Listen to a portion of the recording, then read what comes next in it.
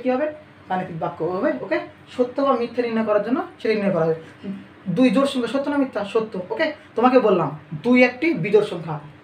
দুই আমরা কি মান জানি, তো মানটা কি জানি, তাহলে কী হবে? গাণিতিক বাক্য, এবং সেটা কী হবে? মিথ্যা হবে, কারণ দুই একটি জোড় সংখ্যা। দুই কখনো বিজোড় সংখ্যা নয়।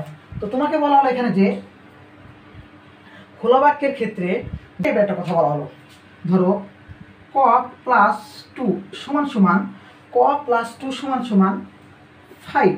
কী বলা হলো? ক প্লাস টু সমান সমান 5। এখানে কয়ের মান যেইটা হবে, কয়ের মান যেইটা হবে, ধরো বলা হলো এখানে কয়ের মান বললাম আমি 4। এটা সত্য না মিথ্যা? কয়ের মান কত বললাম? 4। এটা সত্য। ক এখান থেকে 5 এই পাশে প্লাস টু পাশে বার করলে কত হবে? কয়ের মান 3 হবে। তাহলে এটা অবশ্যই কী বাক্য হবে? মিথ্যা বাক্য। এবং কয়ের মান, ক বলতে কী বোঝানো হচ্ছে তুমি কি জানো? অবশ্যই সেটা জানো না, সেটা অবশ্যই কী বাক্য হয়ে যাবে তখন? খোলা বাক্য। ক বলতে কী বোঝানো হচ্ছে? কিছুই তো জানি না, তাহলে এটা কী হয়ে যাবে? অবশ্যই খোলা বাক্য হবে। অর্থাৎ যে মানটা জানি সেটাই হবে গাণিতিক বাক্য, যে মানটা জানি সেটা হবে খোলা বাক্য। আর সেটা সত্য বা মিথ্যা সেটা তুমি ভালো করে বোঝো। আসলে যেমন যদি বলা চতুর্ভুজের 3টা বাহু আছে, এটা সত্য বাক্য। চতুর্ভুজের কয়টা বাহু থাকে? 4টি বাহু। অর্থাৎ কোনটি সত্য কোনটা মিথ্যে তুমি নিজে যাচাই করতে পারবা। খালি একটা জিনিস বের করবা যে এটা গাণিতিক না খোলা, গাণিতিক না খোলা, খোলা না গাণিতিক। ওকে, এগুলো তোমাদের গাণিতিক বাক্য এবং খোলা বাক্য। আর তোমাদের এগুলো প্রতীক থেকে যে এই অধ্যায়ের যেগুলো বেসিক ছিল সেই বেসিকগুলো দেওয়া হলো। এখন এগুলোকে কেন্দ্র করে যে কয়টা অঙ্ক আসে, তো আমি কিছু অঙ্ক দিব, তারপরে তোমাদের বই থেকে দিব। তো দেখো অঙ্কগুলো।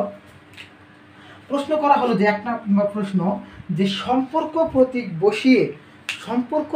বসিয়ে খালি ঘর পূরণ করো। কি বললাম?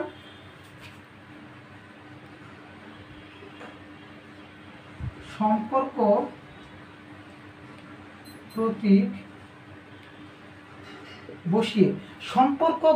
বসিয়ে খালি ঘর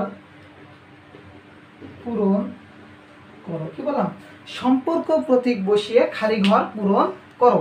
তো সম্পর্ক প্রতীক বসিয়ে খালি ঘর পূরণ করো, এই প্রশ্নে তোমাকে দেওয়া হলো যে এইভাবে একটা অঙ্ক, যে 4 গুণ 2 যোগ 3।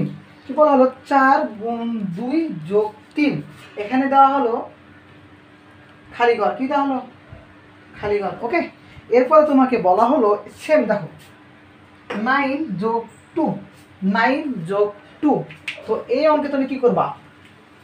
এই পাশকে বলা হয় বাম পক্ষ, এই পাশকে বলা হয় ডান পক্ষ। অর্থাৎ এই পাশে কি বলা হয়? বাম পক্ষ, আর এই পাশে কি বলা হয়? ডান পক্ষ। ওকে, তো বাম পক্ষের সমাধান বাম পক্ষে করবা, ডান পক্ষের সমাধান ডান পক্ষে করবা। করার পরে এখানে খালি ঘরে যেটা বলবে সেটা বসাবো। ওকে, তো দেখো আমরা করি। আমি এখানে